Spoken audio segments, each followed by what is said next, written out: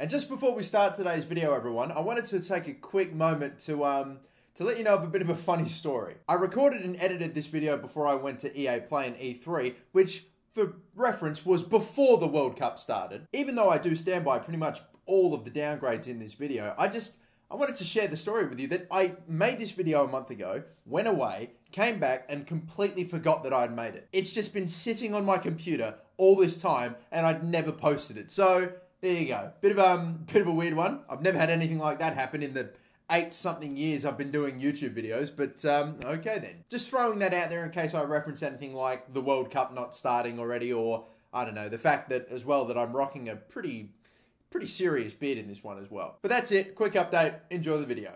Hey guys, how's it going? Masterbucks here. Welcome to another video. First of all, let's get this out of the way, okay? No, I am not trying to rob you through your YouTube screens or anything like that. Yes, I may look a bit shady, but I'm just kind of cold. I don't just think I look shady. I think I look like Slim Shady. Hang on a minute. What if I put this hoodie on over the beat? Does this work or? But let's get back on track. I am going to be doing a FIFA 19 downgrades video, of course, to coincide with my upgrades video that I did a few days ago.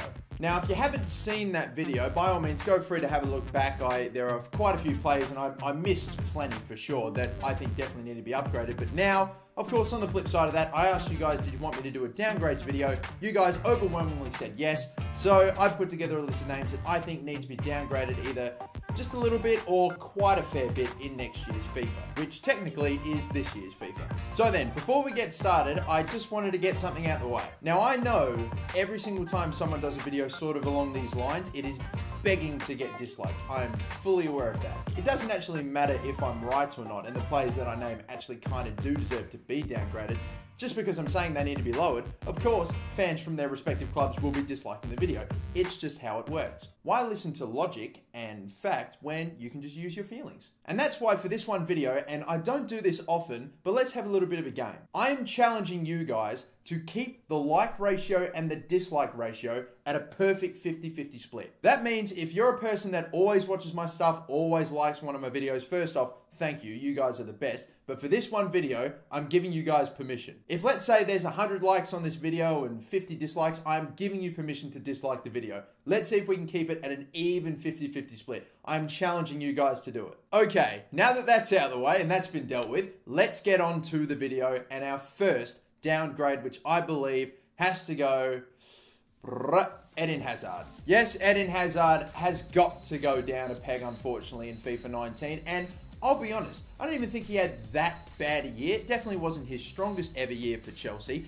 and it definitely wasn't even his worst season for Chelsea, of course. I think we can go maybe 2 years back where he basically turned into a ghost, the same year that Leicester won the title. So this wasn't too bad a year for Eden Hazzard, but still it's quite a disappointing season. I think even he would probably admit to that. He didn't score an awful lot of goals. He definitely didn't contribute an awful lot of assists this season. I think he only picked up 4 Premier League assists in a 38 game season for a guy that we consider one of the best in the Prem, and that some Chelsea fans consider the best in the Prem. I know he creates quite a fair few chances and he does his best, and I know that Chelsea had a pretty lackluster season and that's definitely not helped him out at all, but he can't be 90 rated. I'm sorry. After a season like this, you can't have him in the 90s. I still think he is by far one of the best players in the Premier League. Maybe not top 5, maybe he just edges in there, but he's definitely not top 10 worldwide, maybe in the top 20. So for you to be in that sort of category, you need to be performing constantly. I don't think he's really had as good a season. And yes, again, I've already touched on it. He can use his teammates and their pretty lackluster season as an excuse, but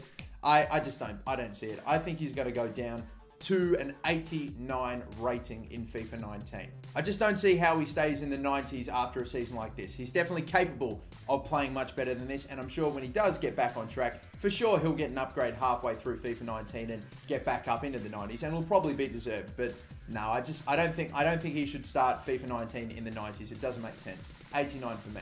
Now for the next downgrade, which is Karim Benzema. And I think that there are going to be a few players on this list that nearly every single football fan on the planet will be able to agree, yes, that player needs a downgrade. Even Real Madrid fans the Real Madrid fans are probably the most likely people to say, yes, hell yes, he needs to go down a peg. Karim Benzema, the starting striker for Real Madrid, and he's just absolutely woeful. The only way that he can score a goal is if Karim Benzema literally throws it to him and says, here, there you go, mate, have it. It's a free open net, mate, take it, seriously, honestly. Just a really not just a dire season. I don't know what's going on with him. I don't know if he's just had a bad season or if he's really started to go down. I mean, surely this isn't the best that he's got to offer. I don't know how many league goals he got this season, but I think it'd be less than 5. I really do not believe it. And he's the starting striker for Real Madrid. I swear they've got to do something, Real Madrid, in the summer. I know they've got other areas they'd probably like to strengthen, but the striker position's got to be taken care of. 86, clearly way too high for Benzema. And I'm going to say he deserves not even a -2 like I gave to Hazzard. I'm going to say a -3. -4 I think might be stretching it. Not an 82, but an 83. 83 I think is probably a fair call. And an 83 rating for the starting striker of Real Madrid, I just don't see it. I think he's probably going to maybe, I mean, he might still be hanging around Real Madrid this or next season for sure, but I'd be very surprised if at some point in next season Real Madrid don't go out and try to get another superstar. I know Griezmann's not really linked with him. There's ties with Neymar. Do you play him at striker or do you do... I don't know. We will see. Maybe even you put Neymar at left wing, if he does go to Real Madrid, that is. You got Ronaldo up front, if he stays. There's so many question marks about Real Madrid next season, isn't it? Now that Zidane's left, it's going to be really interesting. Another player I think the vast majority will agree needs to go down a little bit will be Alexis Sanchez. He was 89 rated at the beginning of the season, or at the beginning of the game, and that's probably a fair rating, what they gave him. But after his, let's say, uninspired first half of the season for Arsenal, I definitely don't think he probably earned it. Probably because maybe he just felt like he was out the door. He knew he was going to go and he wasn't giving it his all. But then he got his big move, went to Manchester United, and gosh, he somehow managed to get worse. The most highest paid player. It's reported he's on like £500,000 a week. I don't know if that's accurate. That's staggering money for a guy that literally can't impact the game for Manchester United at all, and that he's in his first couple of games was giving the ball away like crazy. I don't exactly know what his final stats were for Manchester United toward the second half of the season, but I swear he only would have picked up a handful of goals, maybe the odd assist here or there, but gosh, he would just completely disappear from games for them, and he was meant to be their highest paid player. This was the big money move, and in the end, everyone thought as if Manchester United are going to give up Mkhitaryan and get Sanchez. Yes, Mkhitaryan's a good player, but you're getting Alexis Sanchez, who has been one of the best players in the Premier League for years now. What a coup. Manchester United have completely outdone Arsenal with this one. But with the way the end of the season went, you'd almost say Arsenal won that trade. I guess we'll have to wait and see what happens in the second season, but Sanchez cannot remain at an 89 after that. No, I am sorry. I think he just needs a minor peg. He just needs to be taken down a little bit. I'm not going to say 87. I won't go that far, but I'll say 88. Just a small little downgrade for Alexis Sanchez, but I feel 88 probably is about fair. Another player, another striker, another former Real Madrid man. He's gone to Chelsea, and at the start, everyone thought, wow, he has done brilliantly, but it sort of turned out to be a bit of a hot streak that he couldn't really keep going. It's Alvaro Morata for Chelsea. 85 rated is what he finishes FIFA 18 as. He was 84 rated, and even that's a pretty impressive rating for a guy that wasn't really getting an awful lot of game time at Real Madrid when he was there. Didn't really play a super amount at Juventus, and maybe wasn't super highly rated by Juventus either. I mean, when you've got Higuain and Dybala and all these other amazing options, yeah, sure, he wasn't getting that much game time. Went to Chelsea, and he was showing his worth early on, showing that he was worth the very big amount that they spent for him. And yeah, he was banging plenty of goals. Of course, he was considered the best header of the ball for a little while there, when he just kept scoring headed goal after headed goal. But when the assists from Cesar Azpilicueta started to dry up and the whole Chelsea team really started to fall quite a fair bit, and I think the dressing room decided, yeah, we don't really like Antonio Conte anymore, and we're not going to play the best that we can every single game, then Morata his performances definitely dropped as well, and his goal scoring was, yeah, not too great. I think a lot of people have been pretty harsh on Morata because he's shown he can hit the net. He's shown he can be considered as quite a good, maybe he doesn't have like the X factor like most other top class strikers do or world class strikers do, but I still think on his day you can consider him a world class player. But the problem is, man, the second, I'm going to say the first third of his season impressive, the other 2/3 were just woeful. So definitely needing a downgrade. I'm going to probably give him an 83. I was again tempted to give him a -1, but a lot of people are really getting on Morata's back here. So I think just off of that alone, 83, -2 downgrade, or -2 downgrade I think is probably fair. Now for a goalkeeper, the first one of the downgrade video, and it will be Petr Cech. And I think we definitely saw that Petr Cech has unfortunately lost his standing in the Premier League as one of the best goalkeepers in it toward the end of the season, especially when he was really making quite a few mistakes, maybe not keeping out as many goals or shots that maybe in the past he would have. And I don't know if that's just age catching up with him, if he's lost a step. Maybe not necessarily lost a step, but he's just not really as sharp as he once was. I don't know. How do you describe a goalkeeper sort of going down a bit in their ability? Thing is though, I want to be careful because even though Cech's really getting on, so are guys like Buffon, for example, like the goalkeepers that go on into their 40s or their late 30s and are still absolutely sublime and still fantastic. But Cech, definitely toward the end of the season, is really not been what Arsenal had hoped they would be. His glory days are certainly over, let's put it that way. So to be in the high 80s after the season he had, just not going to happen. I think maybe because EA Sports do like to rate Premier League goalkeepers, especially for the big clubs, quite highly, and especially the goalkeepers that start all the time. Maybe not anything lower than an 83, but part of me wants to say 84, but I think 83 would probably be deserved for Petr Cech. 83, 84. Oh boy. I'm going to play it safe. I'm going to say 84. 84 downgrade for Cech. Could definitely go a little lower than that, but I'm just going to, again, playing it safe, we'll say 84 for Petr Cech. We'll go a little bit quicker here just to get through some of the rest of them, but the next one is going to be Renato Sanchez for Swansea, the loanee. Everyone thought, wow, what a coup. How does Swansea manage to get Renato Sanchez? That's obviously this wonder kid from just coming off, or not necessarily just coming off the Euros, but we know that he was considered the wonder boy, the golden young player, whatever, of that competition, and was, he had the world dead set, ready for him. He went to Bayern, didn't really impact, went on a loan.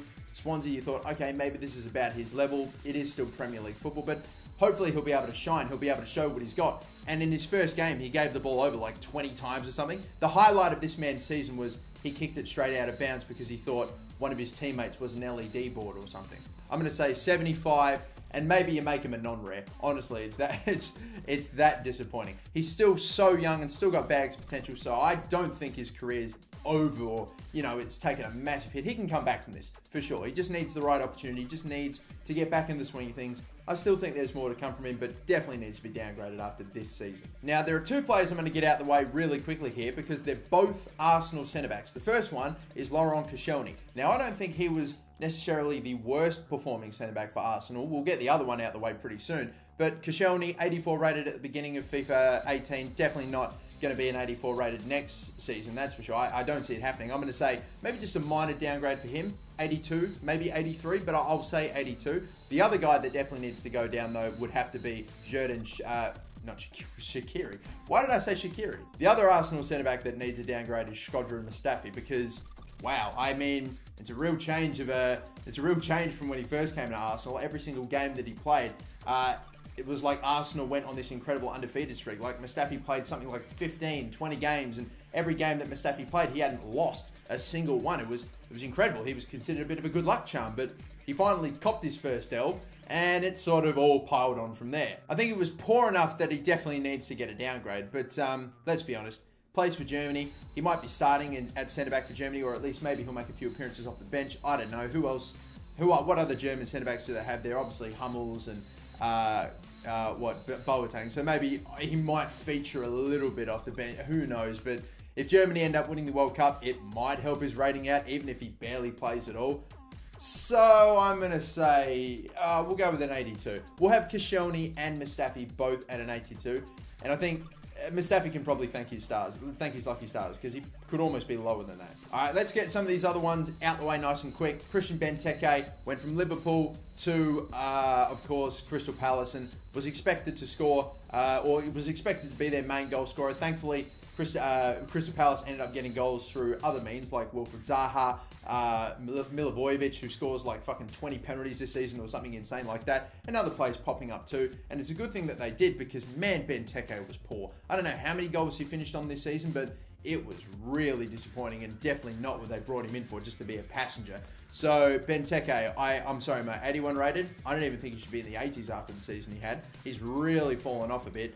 I'm going to say a 79, maybe an 80 rating depending on what happens with Belgium at the World Cup. But I'm going to go 79 for, wow, yeah, 79 for Christian Benteke. Another player that probably is going to end up getting a pretty big downgrade, or at least I honestly think maybe he should, Daniel Sturridge. Now this guy, of course, was one of the, if not the best striker that England had a few years ago, back when he was teaming up with Luis Suarez. Unfortunately, Suarez left that title-winning season for Liverpool. It all dried up. Things started going wrong for both Liverpool and him. He just spent more time in the hospital than he did on a football pitch.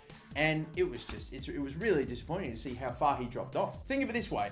When the World Cup squad was announced and all the players were being announced and everyone was going about, oh, as if Jack Wilshere didn't make it in. Oh, as if John Joe Shelby didn't make it in. How didn't Jamal Lascelles make it in? And all these other players that were expected to get in. How many people did you hear, oh, how come Daniel Sturridge didn't get in? Absolutely no one. No one cared and no one thought that it was a big surprise that Daniel Sturridge didn't make it in the World Cup team. When only a few seasons ago, he was probably considered as England's best striker. He's really fallen off. He's now gone from Liverpool to West Bromwich Albion. West Brom have been relegated, bottom of the Premier League. It's really gone wrong for him. 82 rated, I definitely do not think so. He's going to probably need a big downgrade. And as much as I want to keep him in the 80s, the fact that he's now playing for West Brom and they've gone down, I'm sure he'll get a move. Don't worry. But yeah, Daniel Sturridge, I'm going to give you, Daniel Sturridge, a 79. 79? Yeah, mate, a 79. I don't think you've done enough. You've not done enough this season. You've really dropped off from your